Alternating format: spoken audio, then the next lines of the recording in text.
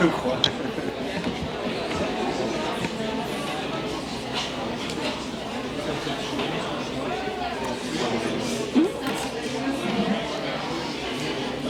Bon voilà, dernière ligne droite, c'est la dernière session pour cette journée. Donc voilà, encore un peu d'attention, merci à tous les valeureux qui sont encore dans la salle à cette heure-ci, un vendredi fin de journée. Sans vouloir faire une pub trop bruxelloise, mais les plaisirs d'hiver commencent juste après. Donc sachez que le marché de Noël de Bruxelles commence aujourd'hui même à 18h. Donc ceux qui veulent rester encore du côté de la Grand Place, allez-y. En dehors de ça, on va reprendre de manière un peu plus sérieuse par rapport à la présentation de Sylvie Midzena qui est ici et qui fera donc la dernière intervention de cette journée d'études. Voilà, je vais vous la présenter. Donc, Sylvie Midzena est docteure en sciences de l'éducation, professeure associée à la Haute École de travail social de Genève. Elle consacre ses recherches à la construction de la professionnalité et des savoir-faire dans l'expérience de l'activité des travailleurs sociaux. Travailleurs sociaux, on est quand même très concernés. Le titre de la présentation qui va suivre est « De la prudence à la confiance face à la nouvelle gouvernance managériale ». La prudence est inhérente au travail social, dans la mesure où elle peut être considérée comme une qualité professionnelle. Celle-ci vient cependant se heurter aux prescrits contemporains d'une nouvelle gouvernance managériale, dans la droite ligne d'un tournant néolibéral présent dans de nombreuses strates de la société, dont font partie bien évidemment les services sociaux. Nous ne sommes pas en dehors de la société. Être prudent en travail social pourrait aussi signifier ne pas sortir des sentiers battus et se baser sur une expérience acquise, complexe, éprouvée, sur le moyen, voire le long terme, permettant de faire face à une incertitude accrue. Le risque est-il maîtrisé pour autant ? Nous allons voir que pour être prudent ou acquérir de la prudence, il faut au préalable enquêter, investiguer, très concrètement en cours d'action, en prenant des risques. Être prudent impliquerait, et surtout, de faire confiance. Confiance qui permettrait aux professionnels du social de se baser sur leurs multiples expériences de travail social, tout en les conjuguant avec celles des usagers, mais également sur leurs compétences, potentialités et aptitudes propres pour faire face aux difficultés. Confiance qui permettrait aux usagers de s'engager dans la recherche de solutions les concernant. Alors, quelques questions pourraient nourrir notre réflexion. Je vous les donne là maintenant, mais c'est vrai qu'on pourrait réfléchir en écoutant aussi l'intervention de Sylvie Midzena. Comment dès lors accompagner les demandes en augmentation constante ?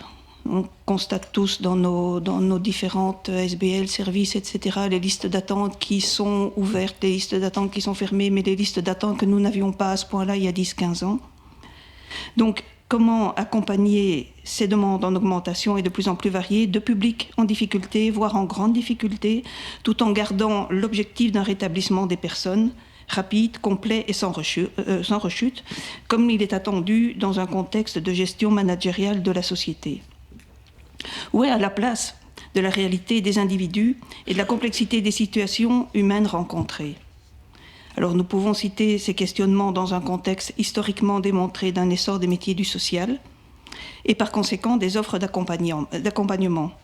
Donc effectivement, il y a de plus en plus de métiers du social qui apparaissent et automatiquement autant de nouvelles demandes vers ces différents services de la part du public et face à des politiques sociales visant une forme de libéralisation et menant à une limitation des dépenses publiques.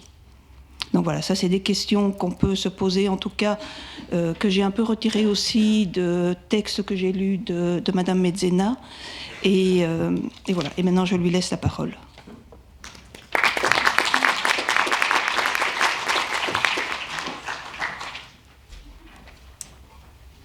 Vous me voyez ? Parce que souvent, les gens demandent « est-ce que vous m'entendez ?» Mais vu que je suis toute petite, souvent je demande « est-ce que vous me voyez ?» Voilà, merci pour votre accueil, merci beaucoup. Je vous remercie pour votre invitation. J'ai donc 30 minutes pour vous présenter une certaine vision ou version de la connaissance. Alors je suis sûre que vous êtes familier avec elle. version de la connaissance que j'ai la chance de travailler avec des professionnels de terrain à l'occasion de différents projets de recherche, notamment ces dernières années dans le champ de la protection de l'enfance. Alors, ma pratique de recherche s'inscrit dans l'analyse du travail, et quand je parle, j'étais trop vite, d'analyse du travail, l'idée, c'est vraiment de faire des recherches qui permettent de décrire le savoir-faire des professionnels, des équipes, et cela implique une méthodologie particulière, à savoir le fait d'essayer vraiment de capturer le travail en train de se faire dans toute sa dynamicité et ses mouvements vivants. Et pour cela, nous filmons les professionnels et nous travaillons ensuite avec eux sur les films pour qu'ils nous expliquent, merci, comment ils s'y prennent. Merci beaucoup. Et cela nous permet d'aller du coup très très finement dans nos descriptions en essayant vraiment de saisir ce qui se construit en live, dans le déroulement même de l'action, comme intelligence vive en situation, ou à même ce que les situations peuvent imposer à la fois comme contrainte ou comme potentiel de ressources aux professionnels. Donc ce point est important pour signifier que ma pratique de chercheuse est arrimée à des recherches participatives ou collaboratives, comme on dit, avec les professionnels. Et l'idée est de faire participer ces derniers à l'analyse grâce aux moments de discussion sur les films et aussi grâce à des retours intermédiaires pour vérifier qu'ils se retrouvent bien dans les descriptions et les pistes de modélisation de leur savoir-faire afin de construire une connaissance ensemble. C'est depuis cette pratique de recherche que je souhaite valoriser une certaine vision de la connaissance que je qualifie de pratique et sensible en discutant ses rapports avec la nouvelle gouvernance managériale et plus précisément en soulignant une de ses particularités qui est d'échapper, voire de résister aux logiques gestionnaires.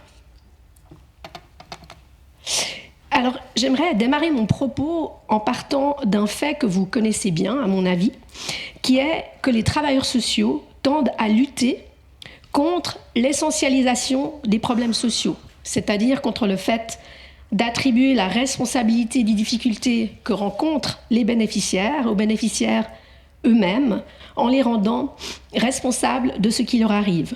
Dans un tel geste essentialiste, on place la cause explicative de leurs difficultés dans leur personne ou dans quelque chose de l'ordre d'une essence qui caractériserait leur personne. Et ainsi, dans le travail social, une vision et une valeur très répandue consiste plutôt à considérer que les difficultés des bénéficiaires ou leur vulnérabilité ne sont pas à attribuer à leur personne en propre, mais sont le fruit d'un contexte de société et qu'elles proviennent des rapports avec l'environnement. Et je souligne ce point, car ce qui est intéressant, c'est de constater qu'en ce qui concerne la professionnalité, ou ce qu'on appelle la compétence professionnelle, on a justement tendance à l'essentialiser en considérant que la qualité du travail ou que l'efficacité du travail relève des seuls professionnels. On peut le constater, par exemple, lorsque les travailleurs sociaux se retrouvent dans les critiques des médias ou des politiques, ou parfois même de managers, en se voyant renvoyer toute la responsabilité des difficultés rencontrées dans le traitement d'un problème social. On observe même par moments une tendance à suspecter que les professionnels font mal leur travail ou qu'ils ne seraient pas assez innovants ou qu'ils ne sont pas tout à fait de bonne volonté, voire qu'ils résistent au changement. Bref, on peut observer parfois même une forme de suspicion à l'égard des travailleurs sociaux. Alors, ce qui va intéresser l'analyse du travail, c'est justement ce que ce geste essentialisant tend à nier, à savoir les effets de contexte, c'est-à-dire tous les facteurs d'influence qui entrent en jeu dans la possibilité de bien faire son travail, comme par exemple des budgets qui s'amenuisent, une judiciarisation de la société et des pratiques qui nourrit une surprescription du travail à des fins de contrôle, etc. Alors, on va voir un peu plus loin que lorsqu'on modélise l'activité, on va aller examiner comment les professionnels font en situation même, avec toutes les influences qui peuvent déterminer leur activité et comment ils y répondent concrètement. Mais je vous propose qu'on s'attarde encore un peu précisément sur cette vision de la professionnalité qui tend à essentialiser le savoir-faire. Quand on déconstruit ce modèle essentialiste, on peut voir que l'explication du travail bien fait est vue comme la résultante de compétences qui seraient attribuées aux professionnels. Les compétences sont vues comme découlant de connaissances acquises ou maîtrisées, d'un bon niveau de formation ou d'un esprit critique, d'une expérience solide, etc. Mais la performance professionnelle peut aussi renvoyer à des attributs plus personnels, comme les traits de caractère, la biographie ou encore l'origine socioculturelle. Je peux prendre comme exemple tout simple une anecdote avec une étudiante en cours. On avait visionné son film d'activité, étudiante d'origine sud-américaine, qui expliquait la qualité du travail effectué auprès de bénéficiaires migrants sud-américains parce qu'elle-même était de leur culture. Ou encore, on entend parfois les professionnels eux-mêmes évoquer leur personnalité pour expliquer la qualité de leur travail. Alors bien sûr que la culture ou la personnalité des professionnels entre en ligne de compte dans l'effectuation du travail. Ce que je souligne ici, c'est le geste qui consiste à rabattre toute l'explication sur ce seul paramètre des dispositions personnelles, en faisant comme si tout dépendait du seul professionnel. Et puis, on peut encore souligner deux variantes à cette conception essentialiste qui sont très répandues, qui est tout d'abord de situer l'explication causale dans un travail de nature, rationnelle ou intellectuelle du professionnel, soit en le considérant comme le garant de l'application d'un plan préétabli, avec des objectifs et des moyens prédéfinis, soit en le considérant comme le garant du travail bien fait depuis une analyse de son action, lui permettant de savoir quelles connaissances mobiliser. On parle par exemple d'analyse dans et sur l'action, dans le modèle du praticien réflexif de Schoen, ou plus récemment d'une posture réflexive. Et ainsi, dans ces variantes rationalistes ou intellectualistes, c'est dans la capacité du professionnel à tenir une planification ou à faire une bonne analyse de la situation qu'est ultimement logée l'explication de la performance professionnelle. Alors, j'ai choisi de commencer mon exposé de cette manière parce que cette vision essentialiste tend à réduire la vision que l'on a du problème. En fait, lorsqu'on dit qu'un professionnel travaille bien, car il a bien analysé la situation ou qu'il a des traits de caractère qui lui permettent de se comporter adéquatement, par exemple, on réduit toute l'explication à sa personne et ce faisant, on invisibilise tout ce qui participe avec lui de l'action en train de se faire. Par exemple, un bénéficiaire intéressé et preneur, un collègue avec qui on a l'habitude de collaborer, ou encore des locaux adaptés à telle ou telle tâche. Et nous pouvons là faire le lien avec l'exposé de Olivier Hamon, lorsqu'il avance que le modèle de l'efficacité efficiente pousse à la pensée réductionniste. On surdétermine un facteur, et ce faisant, on réduit toute l'explication à une seule cause, les travailleurs sociaux, en écrasant dans la foulée la complexité du réel. Dans cette optique, on conçoit le traitement d'un phénomène comme relevant d'une solution que le professionnel devrait trouver, voire d'une solution à trouver qui serait clé en main et immédiate, pour reprendre sa formule. Alors que quand on examine l'activité réelle en train de se faire, on voit que la réponse est à construire et non pas à trouver, et que cette construction implique pour les professionnels non seulement un engagement dans un cheminement processuel, mais aussi et surtout un faire avec tout un ensemble de facteurs, ce que nous appelons des forces agissantes. Alors je pense que je ne vous apprends rien, d'une certaine manière, et d'ailleurs, nous pouvons compter sur l'approche systémique pour nous rappeler l'importance de cette vision complexe, interactionnelle du monde, mais le fait est que cette vision que je qualifie pour ma part d'écologique est encore très peu, voire trop peu prégnante dans les organisations du travail et dans les dispositifs de formation. On peine à considérer la professionnalité et le savoir-faire depuis cette vision qui situe l'explication de la qualité du travail dans les relations avec l'environnement, d'où le terme écologique. Dans cette vision écologique, il s'agit de considérer les pratiques ou le savoir-faire depuis une idée centrale. La qualité du savoir-faire dépend des rapports à l'environnement, alors notamment institutionnels, mais aussi plus large, sociétal, politico-juridique, socio-culturel, etc. Par exemple, on le sait bien pour le vivre dans les institutions, au-delà de l'exemple malheureusement classique des coupes budgétaires, plein d'autres facteurs ou événements vont impacter l'organisation du travail et conséquemment le déroulement des pratiques, comme par exemple un changement de loi qui va modifier la manière dont on constitue un dossier de suivi, par exemple, ou une nouvelle loi qui cadre certaines pratiques déjà existantes en restreignant leur marge de manœuvre. Mais on peut évidemment aller beaucoup plus finement encore dans le quotidien très concret du travail qui regorge d'exemples, comme le fait qu'un changement d'équipe imprévu, l'absence d'un collègue ou encore l'heure qu'il est, ou la météo qu'il fait, vont faire le travail différemment. On peut par exemple même s'intéresser à la façon dont l'espace physique, architectural, en termes d'aménagement du mobilier et des objets, nous fait agir de manière différente selon les situations, ou encore au fait que d'une situation à l'autre, les personnes à accompagner vont bien évidemment se comporter très différemment, car chaque situation, au-delà du fait que chaque personne est un monde, chaque situation est un contexte différent et est constituée de choses différentes, et ainsi on ne pourra pas répondre toujours de la même manière à ce qui se passe. C'est d'ailleurs pour cette raison que souvent les professionnels répondent « ça dépend » quand on leur demande comment ils s'y prennent pour faire leur travail. En fonction de ce qui se passe, il va falloir s'ajuster, répondre autrement à la donne des situations. Lorsque l'on porte ce regard situé ou contextualisé sur l'activité, avec un regard du myope, comme on dit en analyse du travail, en allant voir de très près ce qui se passe dans les situations de travail, en s'intéressant à tout ce qui influence le déroulement de l'activité, c'est un monde qui s'ouvre et on peut observer à quel point le cours d'action dépend de notre environnement, pris dans un sens très large, voire radical. Je parle plutôt de partenariat avec l'environnement pour signifier que l'on travaille toujours en immersion dans un environnement et avec lui, et qu'il participe de nos manières de faire en situation.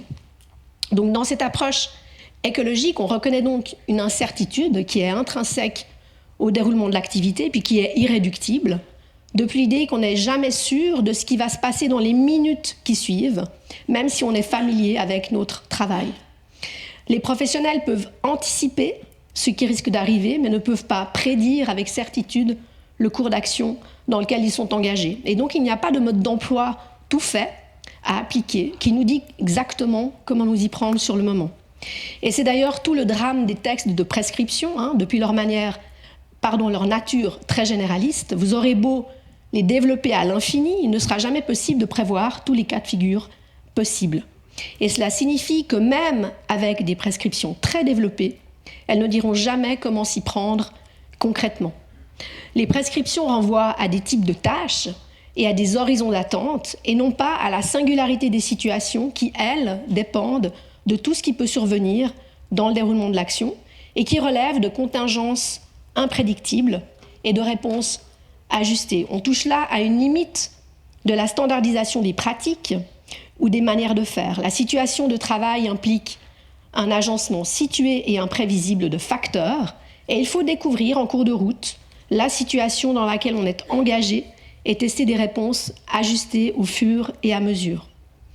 Prendre au sérieux cette idée et que l'environnement affecte le déroulement des pratiques, c'est d'ailleurs ce qui permet, en analyse du travail, de postuler le fameux écart entre prescrit et réel, bien connu, qui amène à conclure que si on veut connaître le travail, il faut aller le voir se faire en situation réelle. Un autre aspect qui est très important quand on décrit le travail depuis cette vision située ou contextualisée, c'est que les professionnels n'agissent pas sur un réel qui est passif, comme si c'était un décor statique.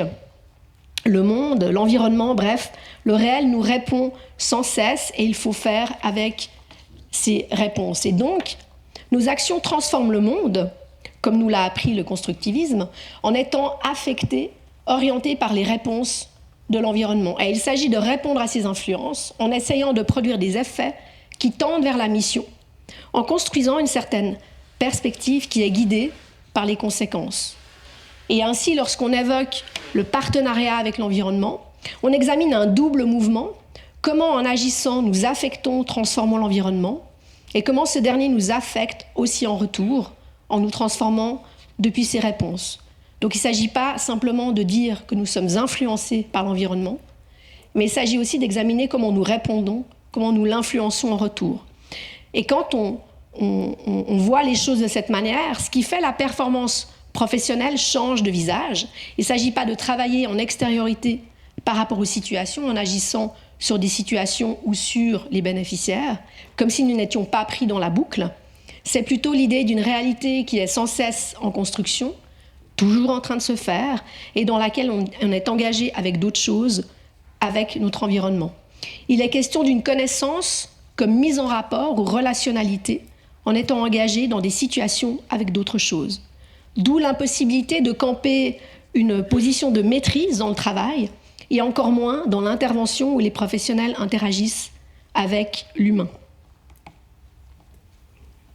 Pour décrire tout ce travail expérimental car on ne sait jamais exactement comment le monde va répondre et quels effets vont être produits, pour décrire tout cet effort qui s'effectue sur le moment et en continu au fil des situations, je m'appuie sur la notion d'enquête pratique qui me permet de décrire comment les professionnels investiguent en situation à même ce qui se passe pour connaître en intégrant 3 opérations épistémiques. Expérimenter des ajustements, des transactions avec les autres forces agissantes, apprécier les effets de ces transactions mutuelles et anticiper des risques.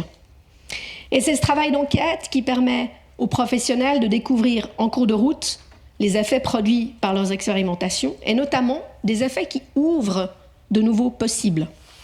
Des indices attirent sans cesse l'attention des professionnels sur certains effets qui font différence pour la mission, des effets un peu différents, nouveaux, des alternatives qui ouvrent à de nouvelles pistes à expérimenter. Et dans ce travail d'enquête, avec les expérimentations, on observe donc une certaine prise de risque, accompagnée d'une vigilance pour éviter certains risques particulièrement problématiques pour la mission. Et il n'est pas forcément question ici de situations problématiques ou dramatiques, mais bien du quotidien du travail. Et je peux prendre un exemple a priori banal, voire trivial, avec l'utilisation d'une bouilloire dans une institution du champ du handicap, à l'occasion d'une recherche que nous avons menée sur les effets de la gouvernance managériale dans les institutions éducatives de Suisse romande.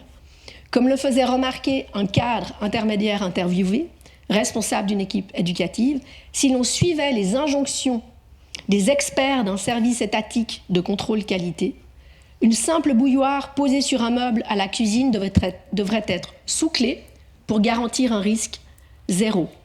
Et comme il nous l'a expliqué, si l'on suivait cette prescription, le travail éducatif serait fortement entravé, voire tout bonnement impossible. Et c'est là que la professionnalité, en appui sur le travail d'enquête, entre en jeu, pleine non pas tant de retenue prudente que de prise de risque mesurée. Expérimenter à plusieurs reprises l'usage de la bouilloire avec un résident, en profitant de la variabilité que peuvent offrir les différentes situations, et estimer, après plusieurs situations d'expérimentation, qu'aujourd'hui, il peut manier seul et de manière sécure la bouilloire. L'enquête pratique permet progressivement aux éducateurs d'être suffisamment sûrs que dans le contexte de telle activité, dans telle situation constituée par tel agencement, avec tel usager et telle condition, utiliser la bouilloire comme outil produisant de l'opportunité éducative n'implique certes pas un risque zéro, mais permet de faire suffisamment confiance pour s'y engager avec le résident. C'est en enquêtant que les professionnels transforment les risques, en les réduisant, voire en les éradiquant. On a affaire à une connaissance pratique, en appui sur des effets globalement appréciés dans la continuité d'expérience, d'une situation à l'autre et au fil du temps.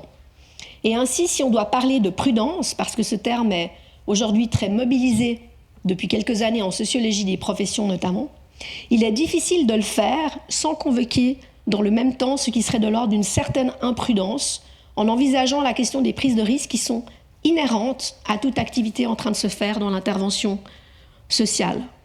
Ajoutons qu'il y a dans le travail d'enquête une recherche d'effets qui guide les professionnels, qui fait perspective. Et tout l'enjeu pour les professionnels est en effet d'orienter les problèmes pratiques et leur devenir dans une perspective qui soit bénéfique pour la poursuite de la mission avec les usagers. Et cette perspective n'est pas donnée par les prescriptions, elle se fait, elle se construit au fil de l'expérimentation des problèmes pratiques en découvrant progressivement quels effets visés produisent les conséquences les plus intéressantes pour la mission. Donc on le voit, dans l'activité réelle, nous n'avons pas tant affaire à une logique de vérité avec des concepts ou des protocoles d'action juste en eux-mêmes et à appliquer. Nous avons plutôt affaire à une logique des conséquences qui exige d'expérimenter, de douter, ce que la gouvernance managériale peine à prendre en compte. Et ce qui se stabilise dans les collectifs, ce ne sont pas tant des manières de faire standardisées que des directions, des orientations communes, expérimentées ensemble à favoriser en termes d'effets visés.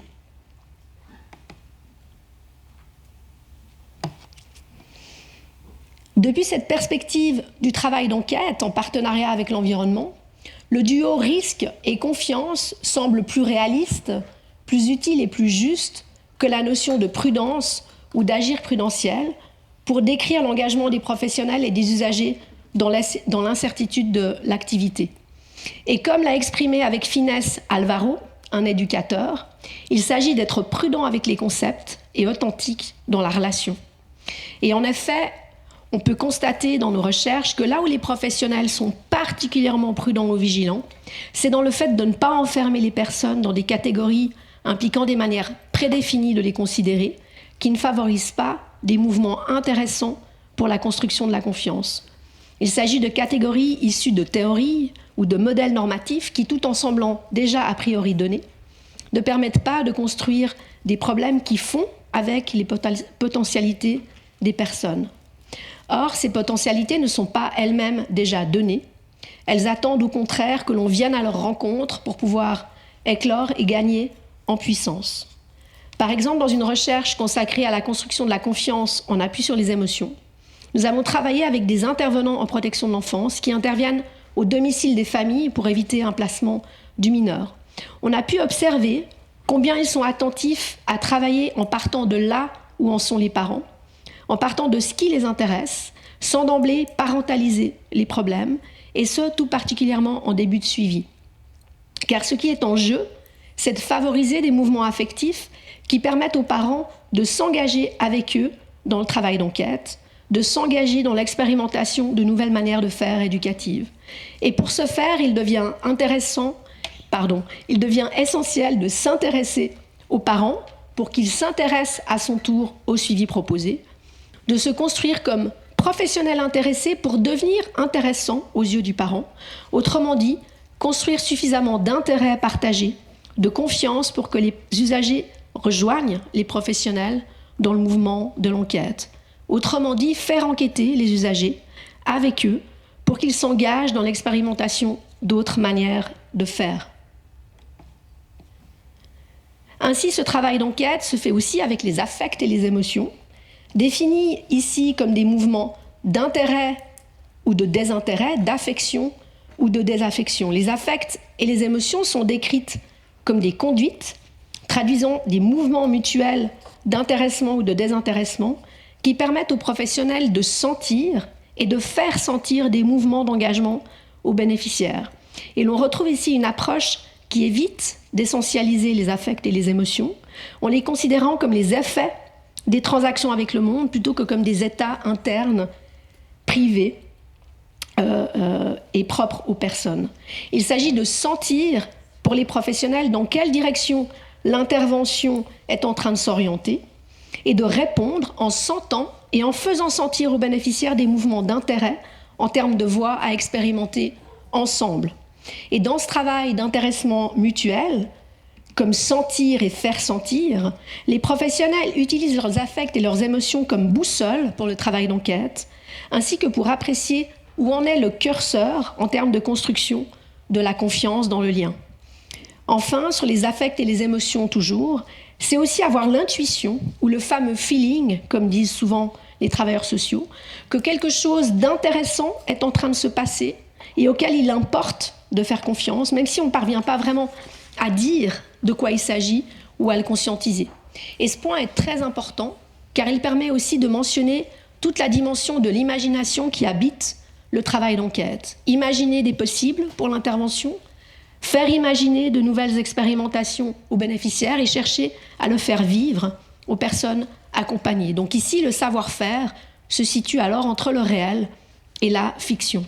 Au final, le travail d'enquête avec les bénéficiaires, en appui sur les affects et les émotions, permet de faire connaissance avec le monde au double sens d'apprendre comment nous avons meilleur temps de nous comporter et de produire une connaissance.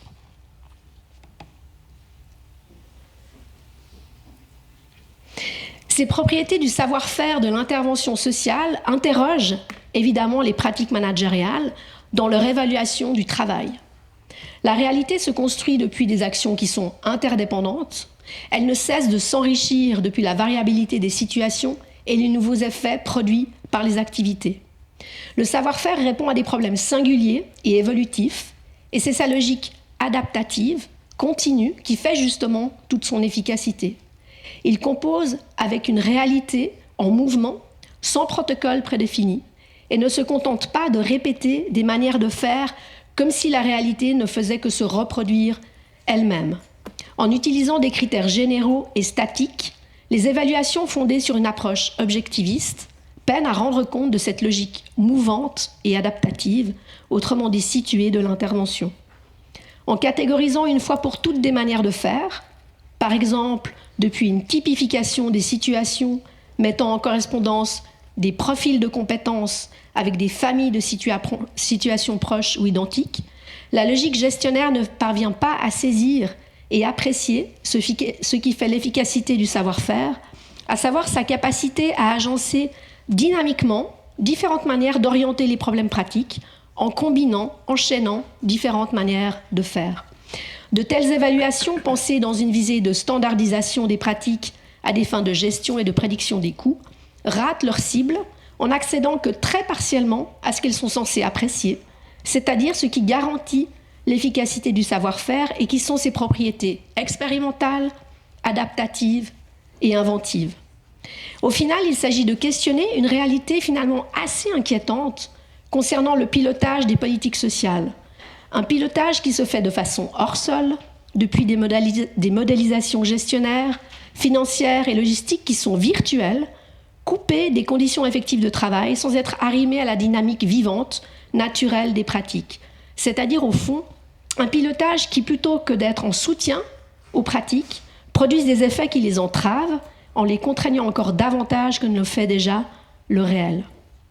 Alors, quelle voie, à partir de là, pouvons-nous penser pour évaluer les pratiques en tenant compte du réel des situations de travail et en valorisant cette connaissance qui relie plutôt qu'elle ne sépare et atomise, et c'est-à-dire en évitant d'essentialiser la connaissance et la pensée. On peut soulever quelques pistes à discuter qui ouvrent des possibles pour répondre à ces difficultés managériales, pistes auxquelles vous avez déjà certainement songé.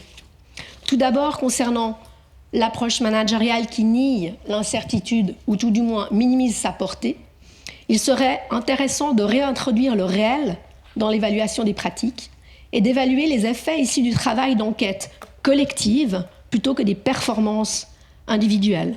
Ensuite, il serait intéressant de penser des dispositifs d'évaluation qui tiennent compte de la souplesse d'un savoir-faire qui compose constamment avec du mouvement. Pour ce faire, il serait intéressant d'élaborer des critères qualitatifs, arrimés à des effets observables et tangibles dans la continuité du suivi, qui pourraient s'élaborer au plus près de l'expérience des professionnels en faisant participer les professionnels. Et aussi de favoriser des catégories d'évaluation des pratiques qui soient évolutives, parce que les pratiques bougent, et qu'il s'agit de coller à leur évolution réelle. Et enfin, de faire exister les bénéficiaires dans les pratiques d'évaluation, non pas pour évaluer les professionnels ou les équipes, mais pour apprécier les effets des politiques sociales et des dispositifs d'intervention. Et pour conclure, et ensuite je m'arrête, cette connaissance comme relationnalité nous invite aussi à abandonner une approche identitaire qui disjoint des modes d'existence pluriels et cumulés dans les expériences. Car en effet, l'intervention fait exister une pluralité de modes d'existence et pour les bénéficiaires et pour les intervenants.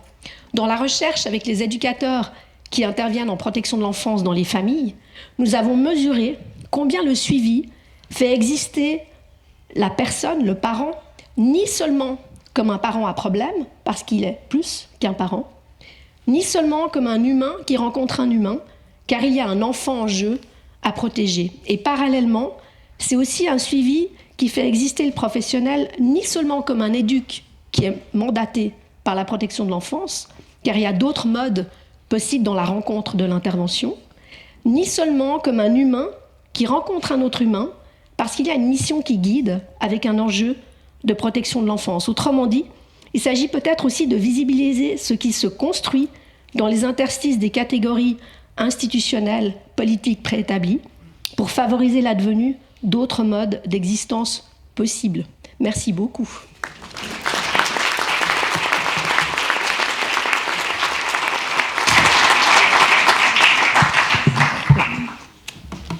Avant de lancer le débat qui va suivre, donc on a visiblement une dizaine de minutes pour lancer le débat, je vais peut-être lancer une première question et on repartira ensuite vers vous. Donc, on en avait déjà un peu discuté avant votre intervention. Je voulais vous poser la question de l'articulation entre la notion de confiance dont vous avez parlé effectivement et le doute dans le travail social. Étant donné que le doute, c'est aussi se poser des questions, c'est aussi prendre du recul par rapport à des situations, c'est ne pas agir justement dans la précipitation, un peu tout ce qu'on essaye aujourd'hui de remettre en avant. Le doute, c'est aussi se dire qu'on n'a pas une réponse unique face à une problématique et que donc dans différents services, une même problématique ne sera de toute façon pas traitée de la même façon. Et dans ce même service, selon les intervenants, ce ne sera pas traité de la même façon. Et le doute aussi comme pouvoir être quelque chose d'envisageable et d'accepter pour les travailleurs psychosociaux, de se dire que ce n'est pas une faiblesse de douter, mais peut-être justement une force dans laquelle on devrait de nouveau pouvoir puiser. Donc voilà, c'était un peu ça que je voulais vous demander, cette articulation confiance-doute. Merci.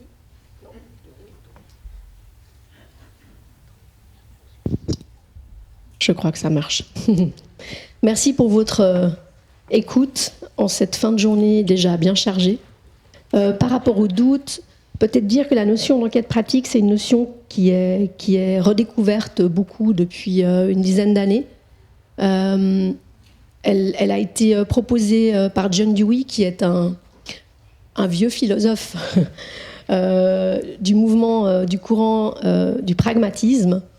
Et lui, il parlait beaucoup du doute, justement. Il parlait des situations douteuses. Alors c'est intéressant, il disait, mais en fait, ce sont les situations qui sont douteuses. Et le doute n'est pas en nous, hein. C'est vraiment quelque chose dans la situation qui nous fait douter.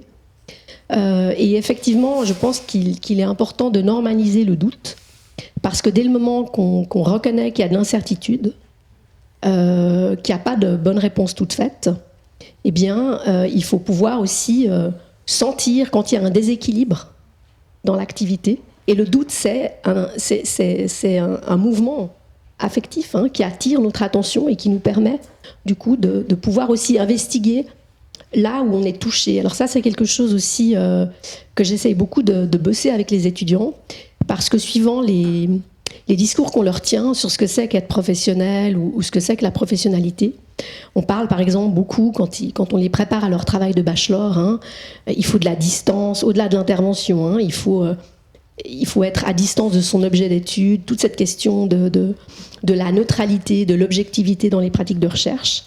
Et là, c'est plutôt le contraire, c'est plutôt de dire, il y a des choses qui nous touchent, qui attirent notre attention, qu'on soit chercheur, professionnel ou étudiant, et comment on prend au sérieux ce qui nous touche, ce mouvement affectif dans lequel on est pris, avec cette idée qu'on peut suspendre notre jugement, et puis aller creuser, investiguer, là où on est touché. Et moi, c'est ce que les professionnels de l'intervention sociale m'ont appris. C'est-à-dire que s'ils ne font pas confiance à ces mouvements, ils sont à côté de la plaque, si vous me passez l'expression. Et en fait, je me suis rendu compte que moi, dans mes pratiques de recherche, c'est la même chose.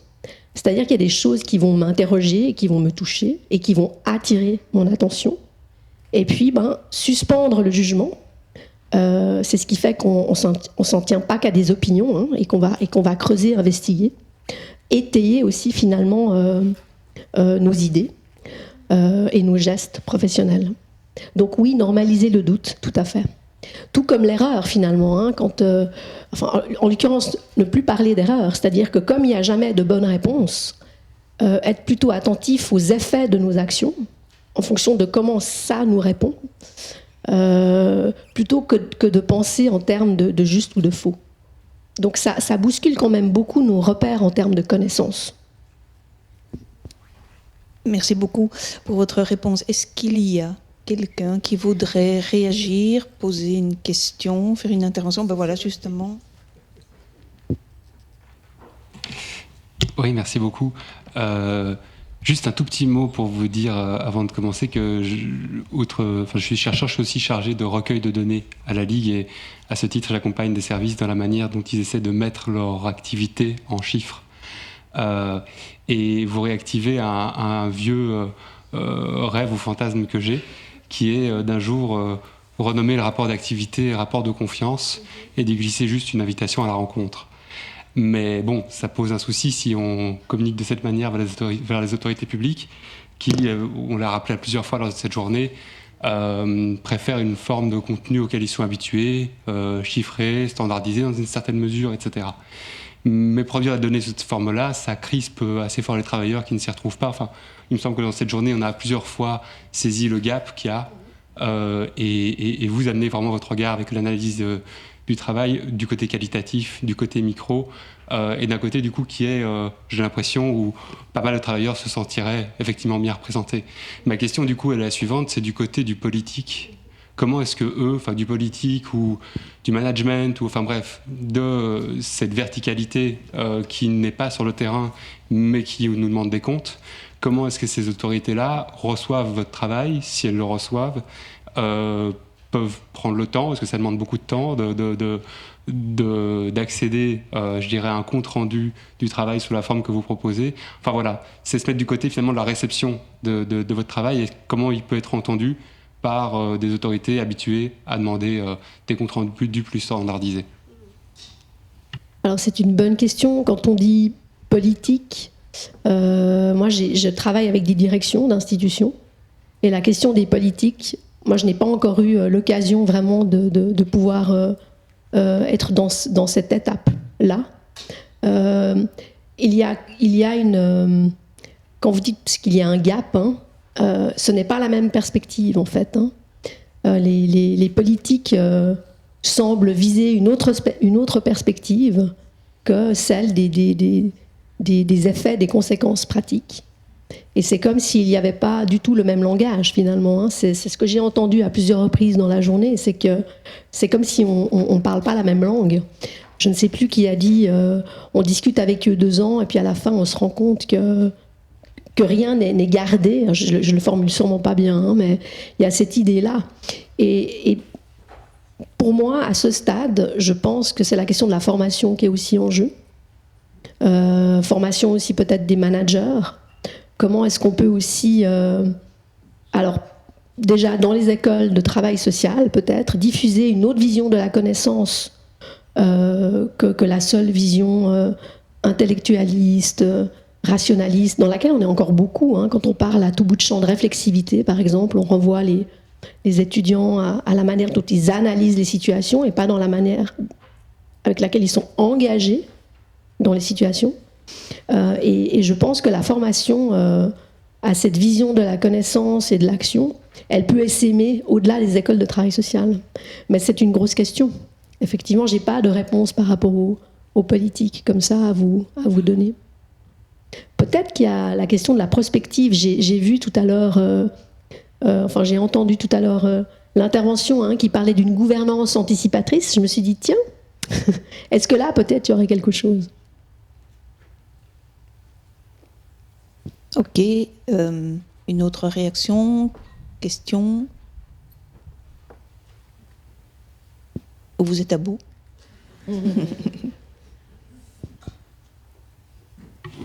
Moi, je veux bien poser une question par rapport, quand vous faites vos recherches dans ces institutions, quel est le retour que vous pouvez faire et comment est-ce que c'est accueilli au sein de ces institutions même où vous avez été faire de l'observation ou du travail avec eux?